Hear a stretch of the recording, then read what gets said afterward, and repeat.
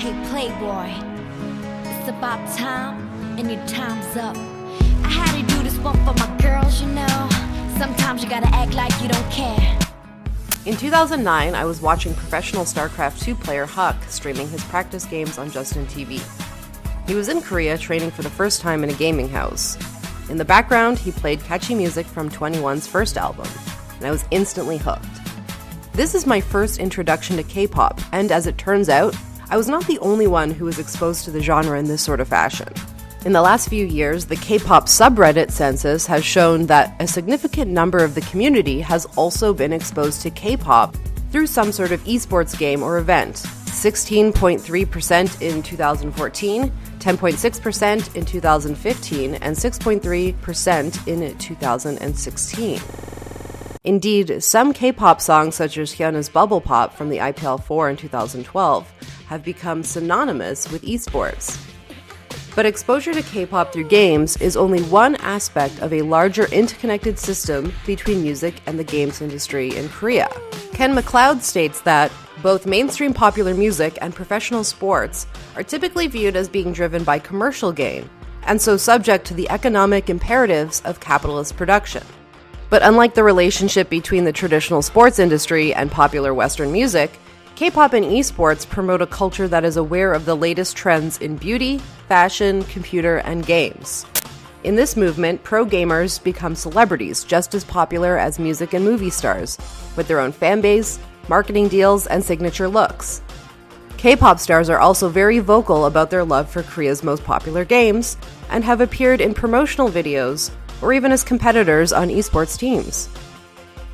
During the mid to late 2000s, the esports industry was flourishing around the world, but it was always South Korea at the forefront, with the most impressive tournaments and highly skilled players.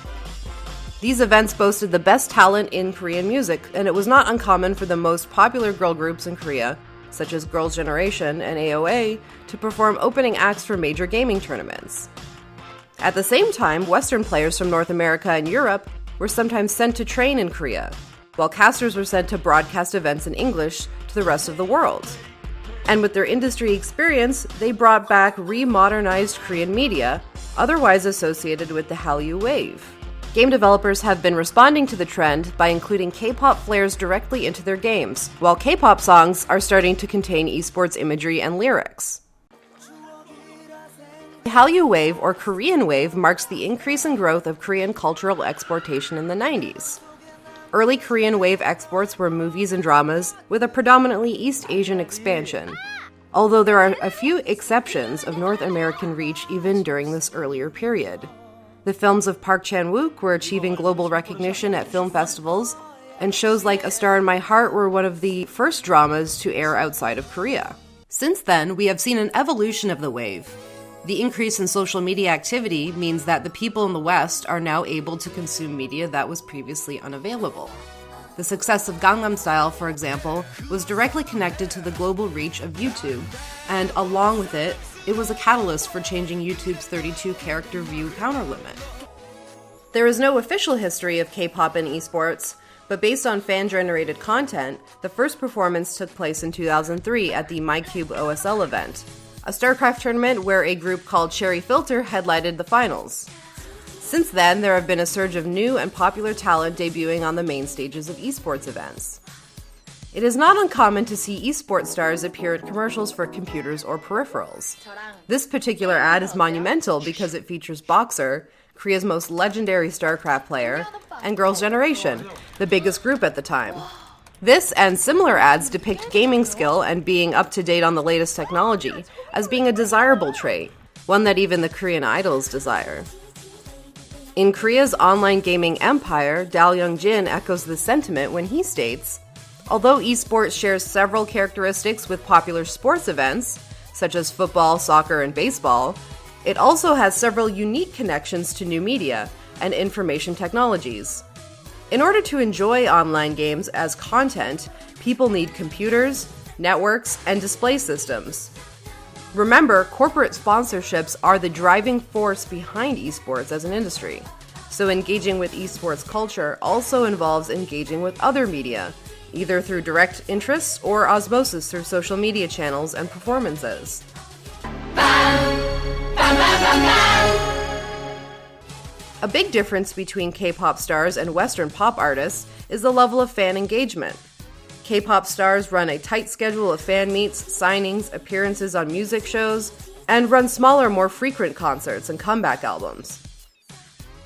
K-pop stars are also not shy about their gaming habits and have made it a part of their fan activity, whether it be performing in promotional videos to playing in fan tournaments. Engaging in gaming is an appealing and marketable quality for K-pop stars. Even more recently, we have seen several gaming-themed songs to come out of the K-pop world. Chiptune-inspired beats or sound effects from games are fairly common in popular music, but now we are seeing songs specifically with themes and lyrics about gaming. One of the more recent esports songs is GOT7's Hard Carry, which is not explicitly about a specific game, nor does it utilize any sounds or sights in the music video about gaming. Instead, it follows a typical hip-hop dance theme of self-indulgence and romance, alongside of being so good at games that you can hard carry or dominate a team on your own. It's a pump-up song for ranking up. Gaming prowess is sexual prowess, in control so much that you can help another out of a rank. This fetishization of gaming skill, just like we saw in the Boxer commercial, combined with Korean boy band formula, makes gaming a marketable, desirable trait targeted for female fans.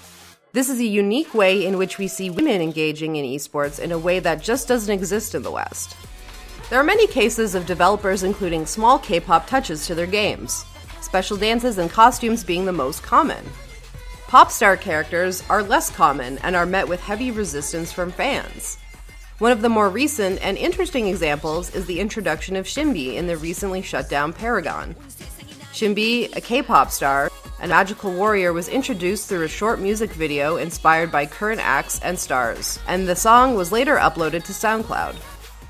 This reveal was met with a lot of resistance, many claiming that the aesthetic of the character did not fit with the rest of the game. Paragon, with a mostly fantasy, medieval, sci-fi aesthetic, has a wide range of character types, but have thus stayed away from anything femme or pink. Some of the responses online have been surprisingly scathing, while others appreciated the attention to detail and accuracy of the references. For example, Shinbi's ultimate move, All Kill, is the term which is used in K-pop to describe a group topping all the music charts at once. Despite the negative reaction, the violent hostile tendencies of the industry and the grueling training that K-pop stars endure actually make a great fit for video games. And for Western dev studios like Epic, expanding to reach their game by including characters which, although still exist as a constructed ideal, offer a smidge of diversity in their cast while also appealing to the Korean market. This has also not been the first time that there have been outrage over a pop character in a game. After the reveal of J-pop star Lucky Chloe in Tekken 7, developers considered removing her from the North American version of the game. Although she is now included in all versions, the scandal proved that there is still much resistance to elements of pop, specifically hyper-femininity in combat-based games. It appears that there is no end in sight for the dominance of Korea over the esports scene, and in turn, the hybrid packaged media that comes with it. I was only able to give a small look at the multifaceted nature of these intertwined industries. I decided to go for a mostly positive light in this video, and not to get into the darker, more exploitative side of the industry. We'll wait to see the trajectory of K-pop in the West. We are already starting to see a couple examples of Western music stars getting involved in gaming. Drake's on Ninja's stream now. Is it a fad? Will Western pop get as intertwined with gaming, or are we as a society still ashamed of our gaming habits?